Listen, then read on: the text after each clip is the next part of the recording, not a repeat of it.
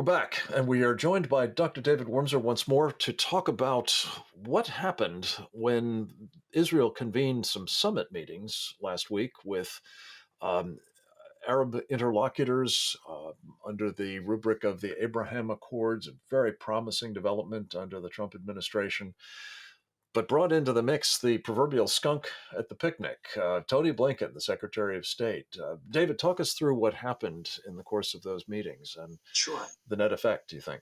Well, very quickly, the Abraham Accords represents an inversion of what American traditional foreign policy was, which is that the United States traditionally had asked its allies around the world to restrain themselves and to forego a lot of their own strategic initiative and interests in return for which we would assume from them for them their defense. And this became a burden for us and irritation for our allies. The Trump administration inverted that and basically said, you in the region work together and pick up the ball, carry the water for your own defense.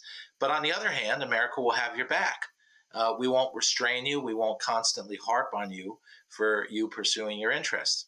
And the result of it was the Abraham Accords. And what this summit was a working summit, was intended to be at least, was a working summit by the regional allies to craft a common strategy to deal with two major issues coming down the pike. One is Iran, and the American position on Iran, which is frankly a surrender to the Iranian demands. And on the other side, the food crisis that is about to emerge in the region because they so heavily depend on food from Ukraine, and the ships are no longer coming. So especially a country like Egypt is in really dire straits right now. So the two, and that could cause major political unrest. So the summit was a working summit to deal with those two issues. By bringing in the United States, it changed the nature of the summit. It became another peace festival that focused on the Palestinian issue because the United States forced the Palestinian issue in. And this, unfortunately, I think was partly intentionally done by the United States to force itself in because it wanted to return the relationship to what it was, whereas the Israelis and the Arabs are restrained, supplicants, and in exchange for which we assume responsibility for their security. But of course, we're negotiating with their chief enemy on their nuclear program and surrendering a lot of very dangerous concessions.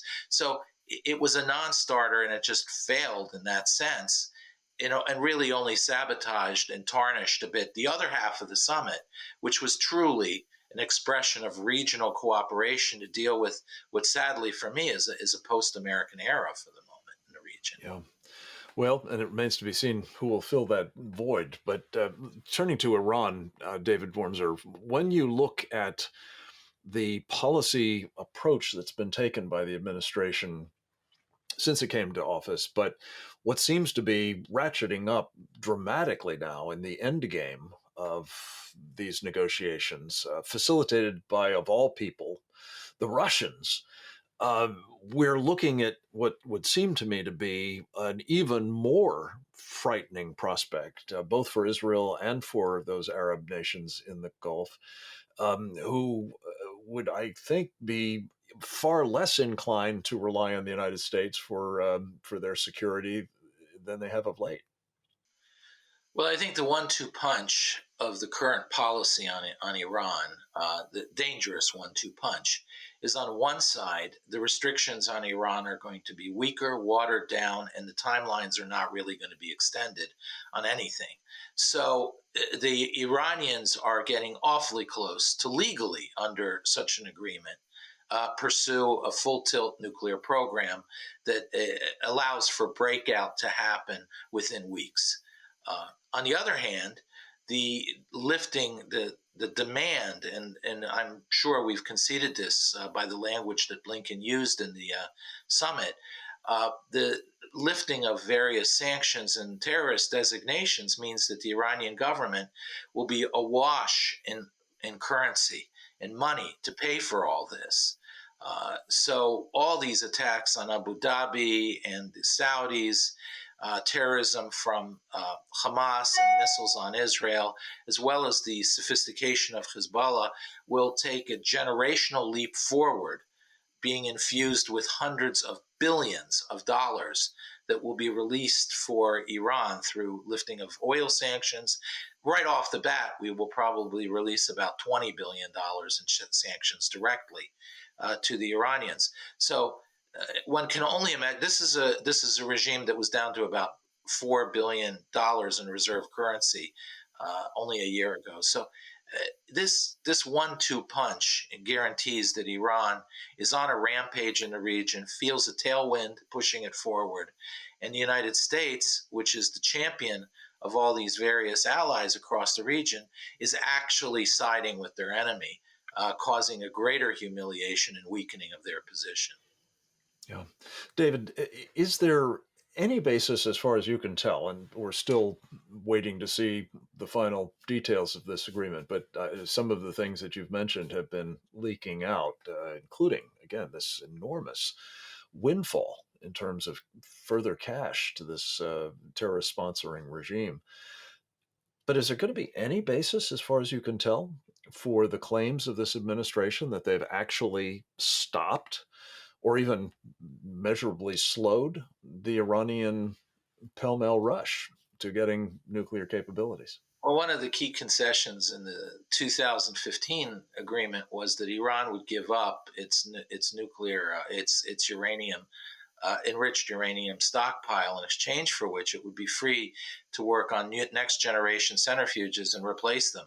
Well, of course, the real danger here with that is that if Iran has old, slow centrifuges, it can cross the threshold to a bomb, but then it would take half a year for it to build another bomb. So between reaching a red line and breakout for Iran is months, if not years. Once they install the new centrifuges that have multiple times as the capacity of producing uranium in high enrichment and is perfected through testing, they can break out in a week or two once they start full tilt production and go from one bomb to the next within a week or two. So they were willing then to give up their stockpile in order to reach that capacity, because they know that the most dangerous moment will be from the moment they're getting close to breakout and after breakout.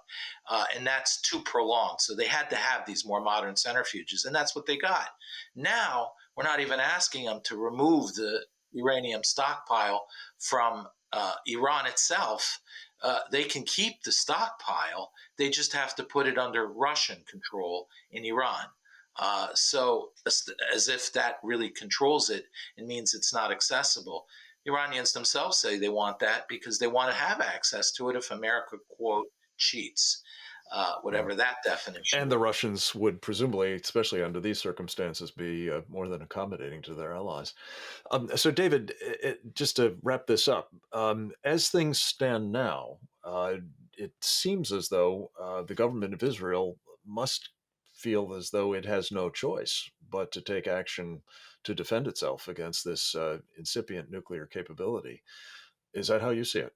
Yes, I think the Israelis are the last to realize that in the region, that they're on their own, and that if it's not for their action, there will be a nuclear Iran with all that entails. So I think the Israelis are coming to terms with that realization, being such a close ally and having invested so much in their friendship with us. That's a terrifying realization. Their Arab partners, ironically, are the ones who are trying to convince them of this more quickly. But yes, I believe the Israelis are there. The good news is they have a number of Arab states now on their side. The bad news is that they're facing Russia on their northern border. And this administration, again, has shown very little willingness to support allies in meaningful ways and rapidly effective ways, even against Russia and Europe. Well, and it may actually get to the point where they're interposing objections to and interfering with whatever the Israelis may feel they need to do, as presumably will the Russians. A very fraught situation, needless to say. David Wurmser, your expertise on these matters and your insights into them is really appreciated. I hope you come back to us next week with more. Next up, we'll speak with Dr. Jay Richards about the transgender issue.